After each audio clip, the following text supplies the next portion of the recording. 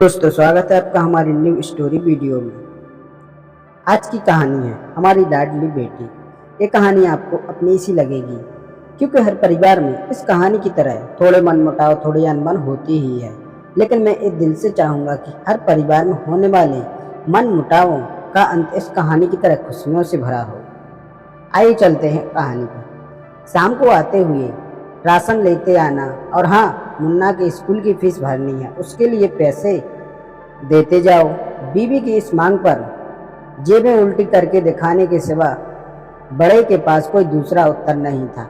माथे पर चिंता की शिकनों के साथ सवेरे तो बड़ा भाई अपने काम पर निकल गया, लेकिन उस शाम उसने पूरे परिवार के सामने इस आर्थिक संकट को दूर करने के लिए एक प्रस्ताव रखा। क्यों न हम उस प्लाट को बेच दें जिसे बाबूजी ने लक्ष्मी को शादी में देने के लिए खरीदा था। बेटी को दी हुई चीज वापस नहीं मांगते, पाप लगता है। लक्ष्मी का जन्म होते ही घर खुशियों से भर गया था। तभी तुम्हारे बाप ने तय कर लिया था कि ये प्लॉट लक्ष्मी का है, जो उसे उसकी शादी में दे दिया जाएगा। माँ ने अपना विरोध जताते हुए कहा, कौन सी बेटी?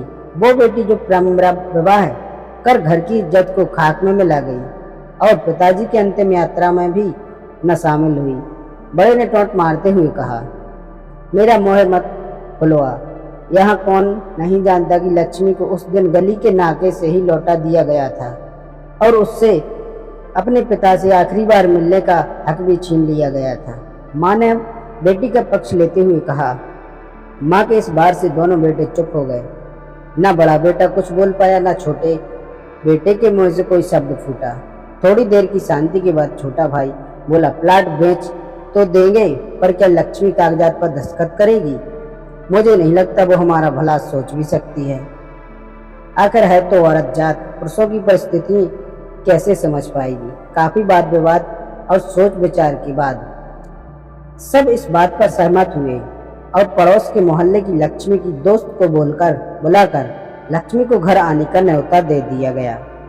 अगले दिन सुबह से गली के नाके पर खेल रहे बड़े भाई के लड़के की आवाज, बुआ आ गई, बुआ आ गई की आवाज सुन घर वाले चौकन्ने हो गए। दोनों भाई मन में द्वेष और नफरत के साथ उसको कैसे घर में आने के लिए कहें, इसी दुविधा में थे।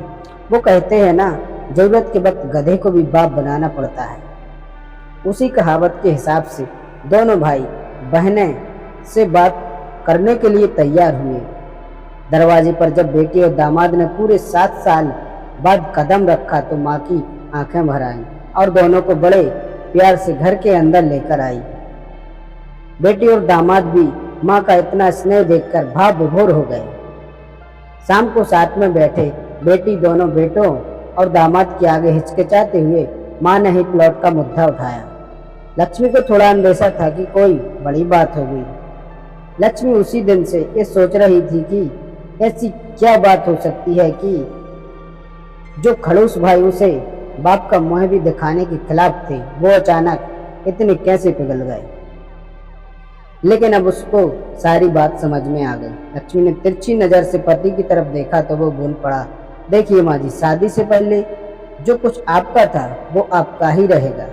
ना उस पर मेरा या लक्ष्मी का कोई हक था, ना है, ना ही भविष्य में हम मांगेंगे। इसलिए आप निश्चित होकर उस प्लाट के साथ जो करना है कीजिए। आप जहाँ कहेंगे हम वहाँ साइन कर देंगे।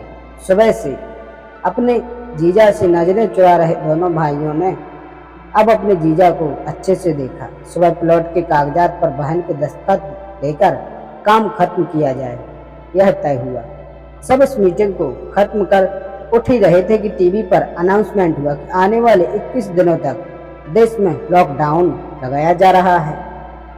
लक्ष्मी के पति ने फोन पर बात करने के बाद कहा, अब हम क्या करेंगे? लक्ष्मी कल की बस भी रद्द हो गई है और 21 दिनों तक कोई बस नहीं है। हम तो फंस गए। इस खबर से दोनों भाई बहुत निराश हो गए, क्योंकि एक तो उनकी आमदनी कम थी और 2 लोगों का और खाने पीने का बोझा बढ़ गया था। लेकिन माँ अंदर ही अंदर खुश थी, क्योंकि इतने वर्षों बाद घर वापस लौटी बेटी इसी बहाने कुछ दिन आराम से उसके साथ रह पाएगी। दोनों भाई छुटक सब्जी और फल बेचा करते थे। कुछ दिनों में ही लॉकडाउन के चलते और कोरोना वायरस के चलते लोगों ने उनसे सब्जियां और फल खरीदने बंद कर दिए। पहले से खराब उनकी आर्थिक स्थिति और ज्यादा खराब होने लगी और वह मन ही मन लक्ष्मी के कदमों को अशुभ मानने लगे। बहन और जीजा जी से उनकी यह हालत छुपी नहीं थी। लक्ष्मी के कहने पर उसके पति ने दोनों भाइयों को सब्जी और फल की रेडियो पर लोहे की रॉड और जालियां फिट कर दी।